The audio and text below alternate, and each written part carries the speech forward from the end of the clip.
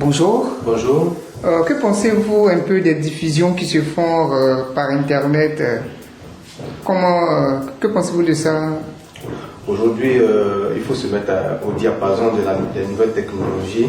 Oui. Il ne faut pas être en marge de la société. La nouvelle technologie aujourd'hui, comme on le dit, l'Internet, c'est un village planétaire. C'est un village planétaire où tout le monde se retrouve, toute une famille peut se retrouver, des gens que tu as perdu de vue, il y a belle lurette qui peuvent se retrouver sur Internet. Donc aujourd'hui, l'Internet, c'est une plateforme, un village interplanétaire où tout le monde se retrouve en tout cas. Où tout le monde se retrouve. Voilà. Donc, toutes les recherches aujourd'hui se font sur l'Internet. On n'a plus besoin d'aller dans une bibliothèque feuilletée de grands livres. De grands livres, coûteux. Deux fois, avec la vétusté, il y a des pages qui se perdent. Donc aujourd'hui, l'Internet permet de tout faire. Voilà. Donc c'est vraiment approprié que le ministère s'inscrive sur cette lignée-là. Voilà. Ça fait qu'aujourd'hui, des témoignages que nous avons effectués depuis 2003, 2004, qu'on peut toujours retrouver. Aussi, c'était sur des disques durs, on avait perdre. Ça allait dégrader, puis on avait la qualité de l'image, et puis perdre les traces de certaines vidéos qu'on veut. Or, aujourd'hui, 2007, on peut retrouver encore des images de 2007 en 2017. En 2017. Voilà, maintenant, dites un mot sur l'affluence des personnes, parce que avant le nombre était un peu restreint, mais aujourd'hui l'affluence vraiment dépasse les nombres. Je voudrais vous rectifier. Le nombre n'était pas restreint. Le cadre qu'on avait avant, avec le cadre que nous avons aujourd'hui, il y a peut-être une différence. Mais avant, il y avait du monde. Il y avait véritablement du monde. Quand on voyait sous les bâches, on avait un monde impressionnant. Un monde impressionnant sous d'une dizaine de bâches. Aujourd'hui, ces personnes ne peuvent pas contenir dans ce bâtiment. Tu vois, ces personnes ne peuvent pas contenir dans ce bâtiment. Donc, il n'y a vraiment pas de comparaison. Chaque jour, il y a de nouvelles personnes. Chaque jour, il y a de nouvelles personnes. Je prends un peu l'exemple de l'extérieur. De la diaspora, oui. C'est-à-dire le nombre de personnes qui suivaient le culte, qui nous suivaient quotidiennement, et puis aujourd'hui, c'est deux choses. Chaque jour, comme je le dis, chaque jour, tel que, comme la comparaison ici, dans la salle, il y a toujours de nouvelles personnes, c'est pareil sur l'Internet. Sur l'Internet, il y a toujours de nouvelles personnes. Chaque fois que nous venons, il y a toujours des messages. Tellement il y a des messages qu'on n'arrive pas toujours à les lire. Mais chaque jour, il faut actualiser. Donc, parce qu'il y a du monde. Il y a toujours du monde. Il y a toujours du monde. Mais cette affluence est due à quoi? À la puissance du Saint-Esprit qui est ici ou bien quoi? Oui, il y a la puissance du Saint-Esprit. Et puis des gens, c'est des gens qui ne sont pas à la recherche d'un nouveau pasteur. Non. C'est des gens qui sont véritablement fatigués, qui cherchent le bon chemin. C'est vrai qu'ils ont tourné un peu, ils ont fréquenté beaucoup de pasteurs, beaucoup de mystiques, et aujourd'hui certains même sont abattus, ils préfèrent rester chez eux. Ils ne fréquentent plus les marabouts, les églises, ils restent chez eux. Mais c'est quand ils tombent sur une vidéo quelconque, comme le dit très souvent Papa Florian, c'est pas l'évangélisation dans les rues là qui amène les gens. C'est Dieu, le Saint-Esprit qui convainc la personne, qui touche. Donc pour une seule vidéo qui va l'amener à regarder plusieurs vidéos. Pour quelqu'un qui veut perdre son temps à peut-être se balader sur Internet, voir une vidéo et qui reste pour 5 minutes, qui reste 1 heure, 2 heures de temps devant un écran, c'est quelque chose. C'est quelque chose qui oublie le temps passé. Le temps passe, il ne s'en rend pas compte parce que chaque vidéo qu'il visionne, il découvre de nouvelles choses dedans. Il découvre de nouvelles choses qui l'amènent à se connecter chaque fois et à appeler, à chercher à connaître qui est véritablement Papa Florian. Donc c'est Dieu même qui touche ces personnes au travers de ces témoignages que nous mettons sur le net de manière sans arrière-pensée. On met un témoignage. Si tu es fatigué, Dieu t'oriente là-bas et tu appelles pour prendre un peu ta délivrance, ta joie, comme on le dit communément ici. Oui. Voilà. Donne-nous le mot de la fin pour cet entretien là. C'est un plaisir pour moi d'être au chemin du ciel, comme je le dis souvent. C'est la dernière bague. C'est la dernière bague. Il faut vraiment saisir cette bague-là pour être dedans. Si vous ratez cette bague, je ne sais pas quelle bague. L'autre bague, c'est l'autre génération. Même si on vous envoie un bateau, ou bien, comment je pourrais dire, le Titanic, après cette bague-là, ça va être très difficile. Très difficile. Voilà. C'est vraiment la dernière bague. Il faut vraiment prendre sa place là-dedans. Pour totalement terminer, toi-même tes témoignages, hein, tu es un témoignage. Je peux terminer. Oui, tu peux terminer par ton témoignage. Moi, quand je venais au chemin du ciel, c'était pas pour rester. C'était pas pour rester. J'ai amené des collègues pour rencontrer l'homme de Dieu parce que j'ai entendu parler du Papa Florian. Donc, j'ai amené des collègues pour l'interviewer. Nous, on est des hommes de showbiz. Pour nous, si on entend parler de quelqu'un quelque part, ce qu'on vise là, c'est la poche. Qu'est-ce que cette personne a enlevé dans sa poche pour nous donner? Donc on envoie nos micros, on interroge et puis c'est le gombo. Qu'est-ce qu'il va nous donner après? C'est ce qui nous intéresse, sinon ce qu'il dit là, bon, ça ne nous intéresse pas trop. Et j'ai une collègue qui est venue, elle vient me rendre le témoignage que je suis allé, ce que j'ai vu là-bas, là, c'est ce qu'on dit dans la Bible, au temps de Moïse là, c'est ce qu'on ressent aujourd'hui.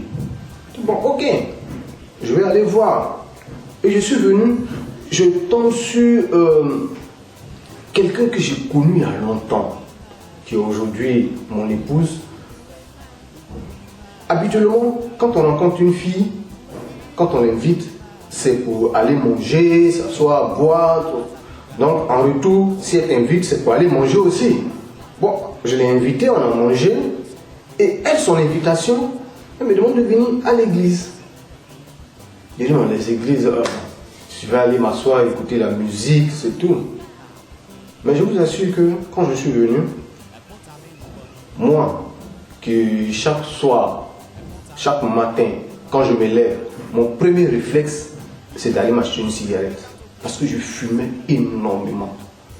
Mon premier réflexe le matin, quand tout le monde se lève, on cherche à manger, prendre le petit déjeuner, pour moi, c'est comment avoir une cigarette.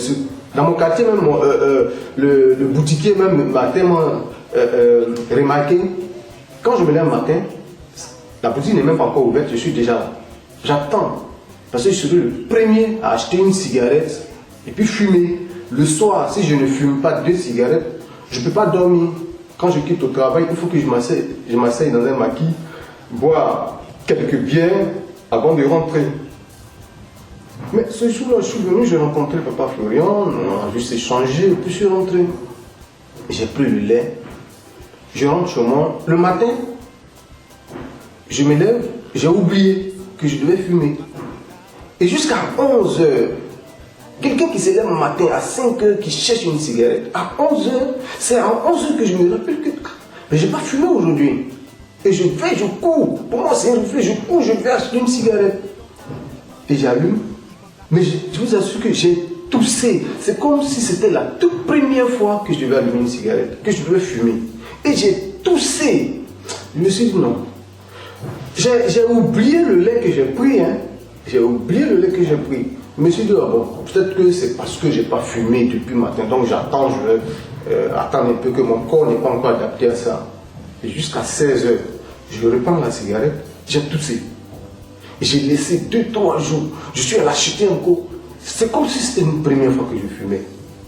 Et depuis 2011, ce jour-là, j'ai arrêté totalement de fumer.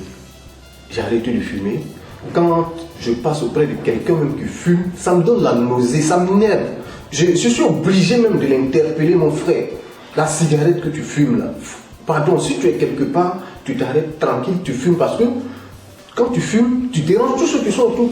Moi, particulièrement, ça me dérange. Quand je dois emprunter un véhicule, que je vois même que le chauffeur est en train de fumer, je lui dis non. C'est comme si je n'avais jamais fumé. Je lui ai dit non, d'arrêter de fumer. Parce que moi, ça me dérange. Ça me donne la nausée. La cigarette me donne la nausée. Par contre, avant même que je rencontre Papa Florian, j'ai pris des médicaments, j'ai rencontré des personnes pour m'aider à arrêter de fumer. Mais c'est quand je... Des mystiques même. Des mystiques même. Pour arrêter de fumer, on m'a donné des potions à boire, tout ça, pour arrêter de fumer. Mais rien. Et c'est le jour même que je prends cette potion-là, que j'achète un paquet de cigarettes pour fumer les 20 cigarettes là, en moins d'une heure de temps, je peux fumer. Les 20 packs. Les 20 cigarettes. cigarettes. En moins d'une heure de temps, je peux fumer.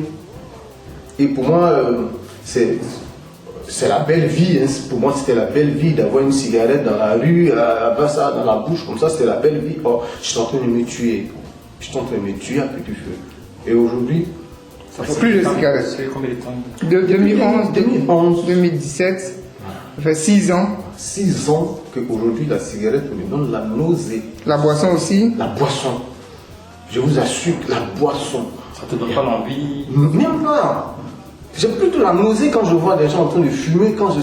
Même si quelqu'un a fumé, qu'il a fini, qui passe même auprès de moi, qui me dit seulement bonjour, il y a cette odeur de cigarette là que je ressens. Je lui dis, mais tu viens de fumer. Tu viens de fumer. Mais il y a quoi dans ce lait là? Sincèrement, c'est un lait, bon, Inexplicable. inexplicable. Il y a un pouvoir dedans. Il faut vivre pour pouvoir comprendre. C'est des choses qu'on n'arrive pas à expliquer. Il faut vraiment vivre ça pour comprendre. Que Ça révèle du domaine spirituel, hautement spirituel. Un simple lait. Un simple lait. On va boire du café, on prend du lait un peu partout, on a goûté à plusieurs laits, mais il y a du lait caillé, il y a tellement de noms de lait. Mais un simple petit lait comme ça. Mais c'est un lait béni. Donc vraiment, je ne peux pas expliquer ce qu'il y a dans ce lait-là pour dire que ça m'a permis aujourd'hui De laisser la cigarette, laisser la boisson. la drogue. Ok, donc comment tu vois la chose à partir d'un simple lait délivré? Il y a des églises, il y a des pasteurs, tu as même fait les mystiques, tu as côtoyé les mystiques. Vraiment. Tu as côtoyé même les grands bishops de ce monde.